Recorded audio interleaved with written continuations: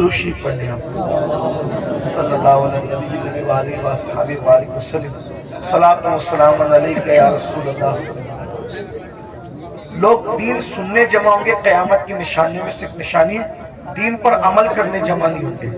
ابھی دیکھیے صبح کا وقت ہے، کاروبار کا وقت ہے، سنڈے بھی نہیں ہے، آج سنڈے نہیں ہے، ورکنگ ڈے ہے نا، لیکن آپ کو میں سلام کرتا ہوں، آپ لوگ آرام چھوڑ کے، نیند چھوڑ کے، دکان چھوڑ کے، کاروبار چھوڑ کے آئے کیا سننے کے لیے؟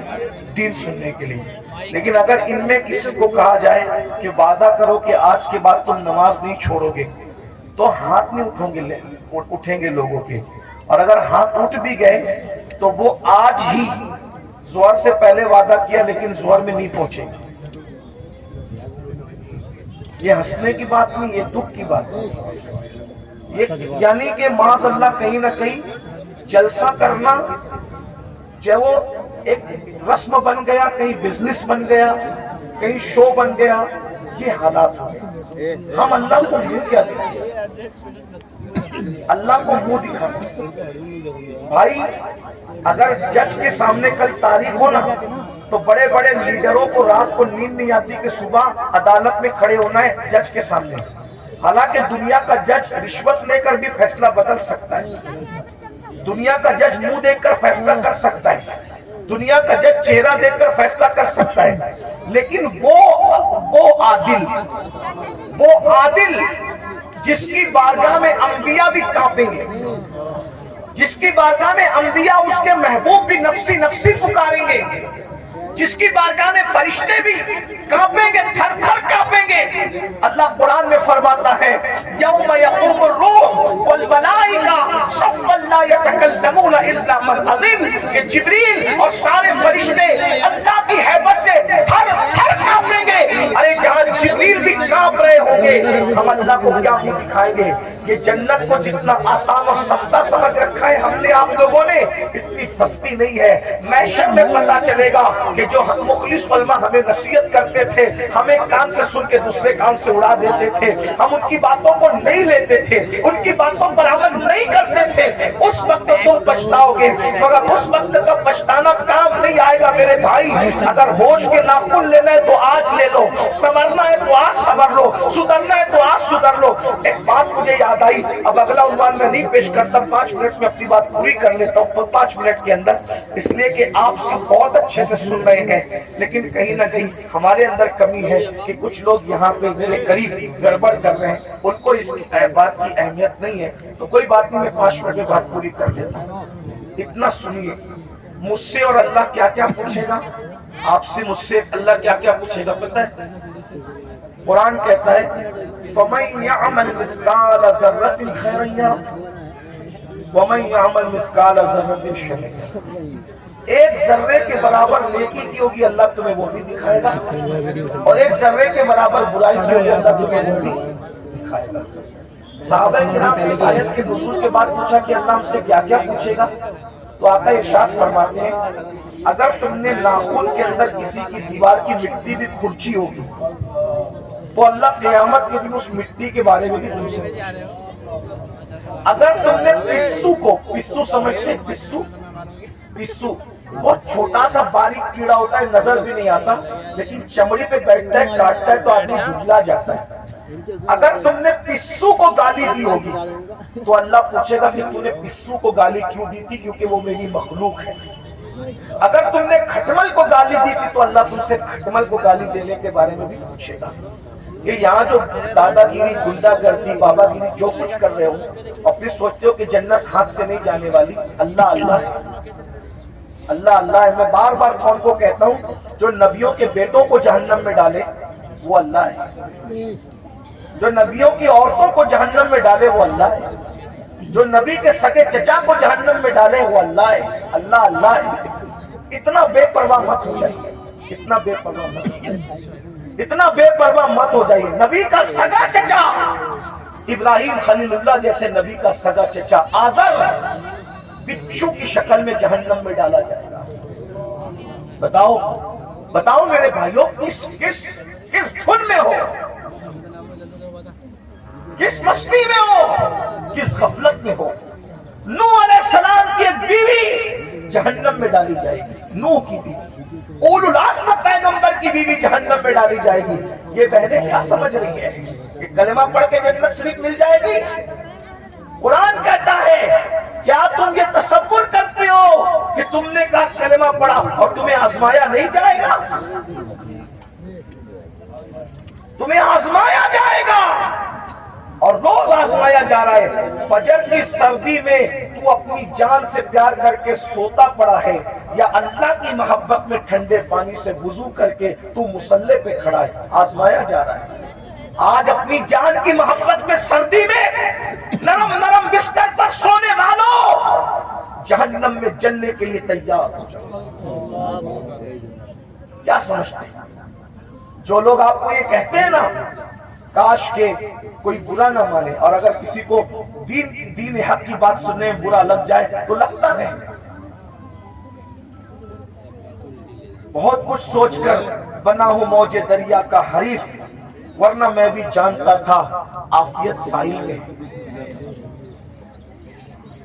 ایک کڑوی کسیلی بات سننے کے لیے ہمت اسی لیے جٹاتا ہوں کہ پوری دنیا مجھے گالی دے، لیکن صرف میرا اللہ اور میرا رسول مجھ سے خوش ہو جائے۔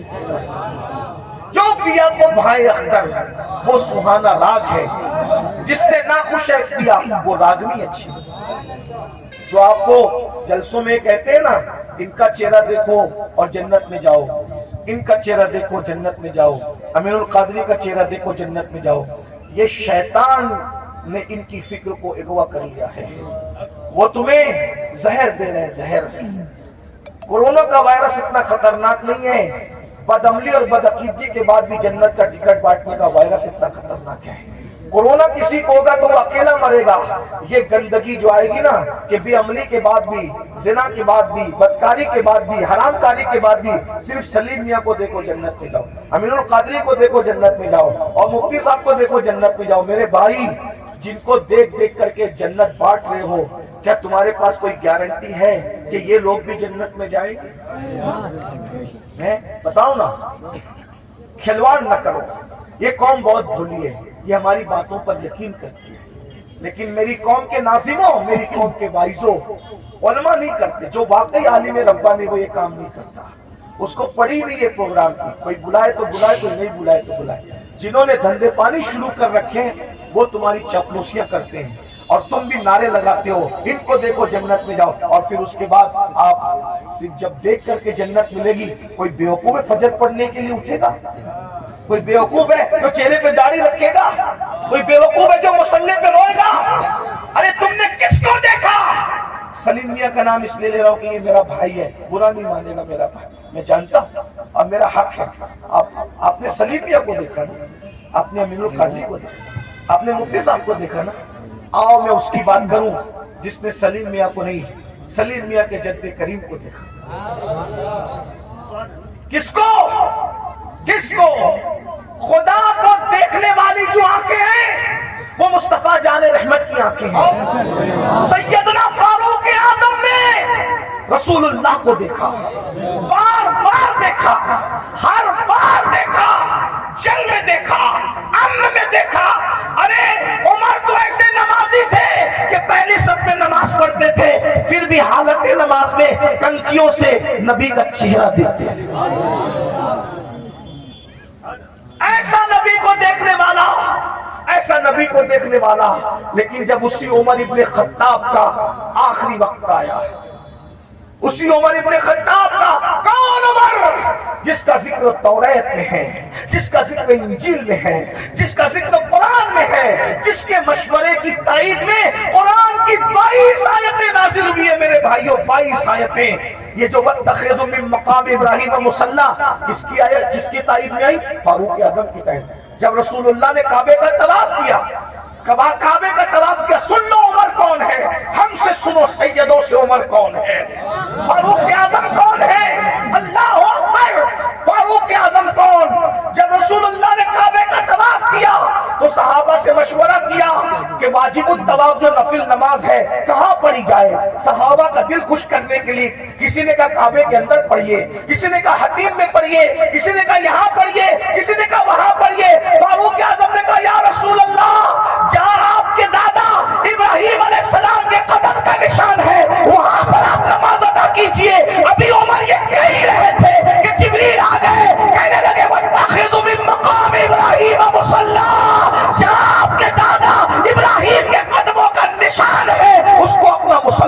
لیجیے۔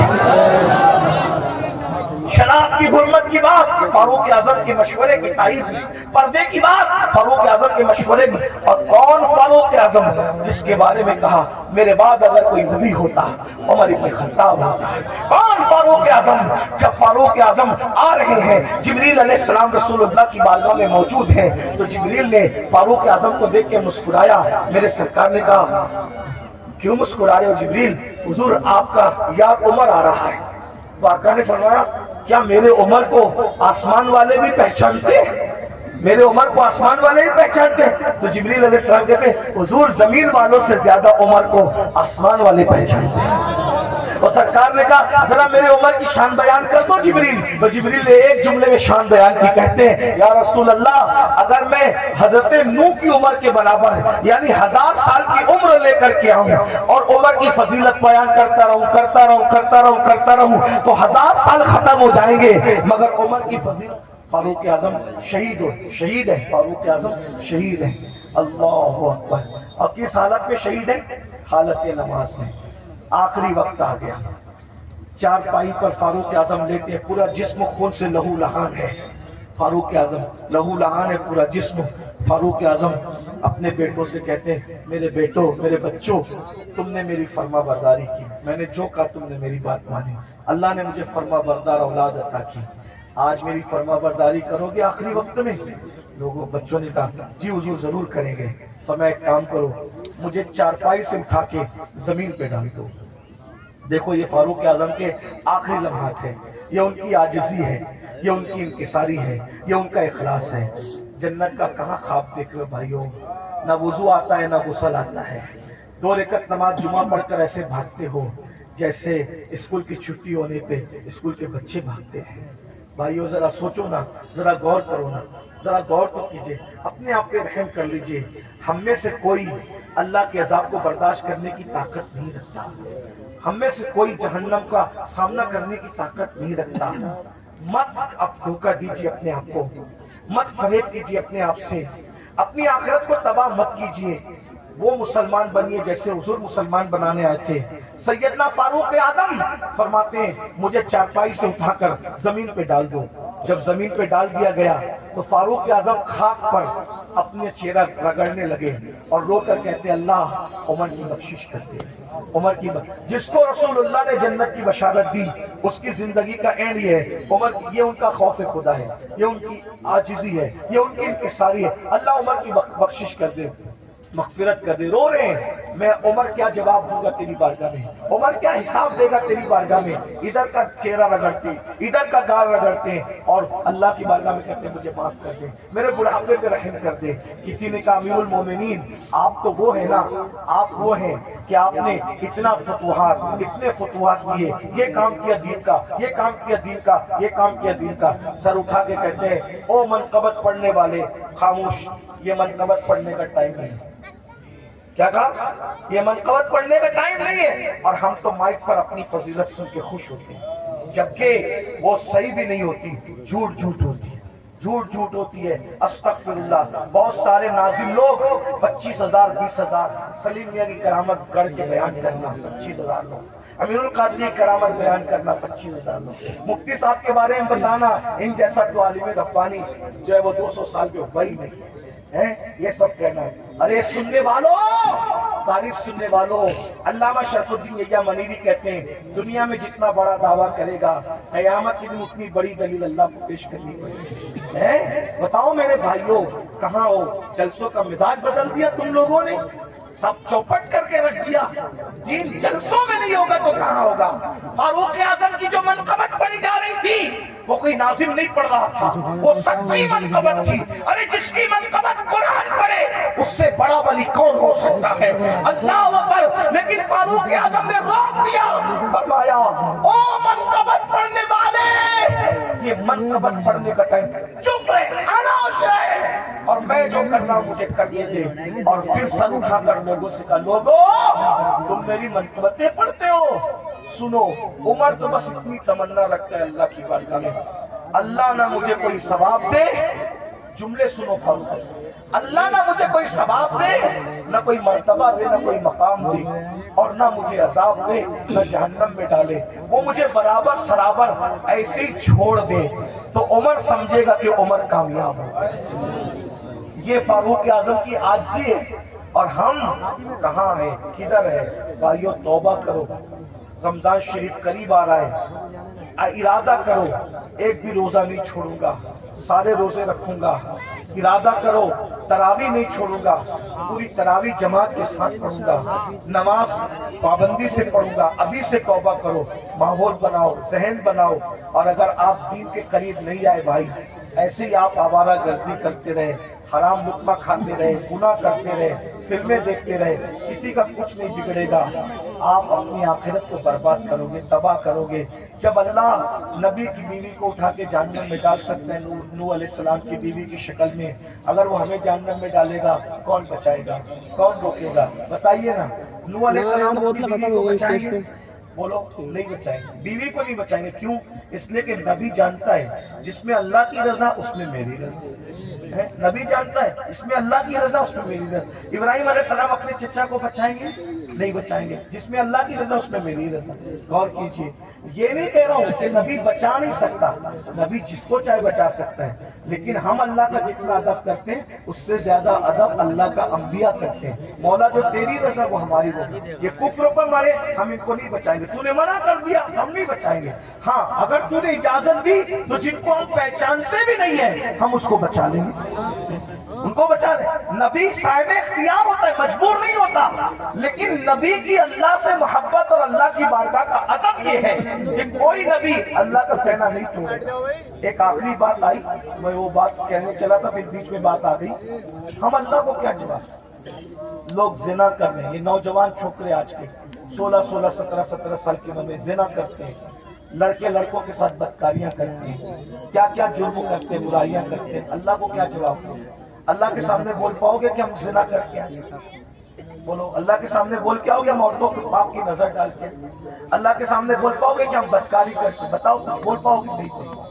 بھائی ہم جب اپنے پیر کے سامنے نہیں بول سکتے تو اللہ کے سامنے کیا جواب دیں؟ میرے امام کہتے ہیں کریم اپنے کرم کا صدقہ، لئی میں بے قدر کو نہ شرما، تو اور رضا سے حساب لینا، رضا بھی کوئی حساب۔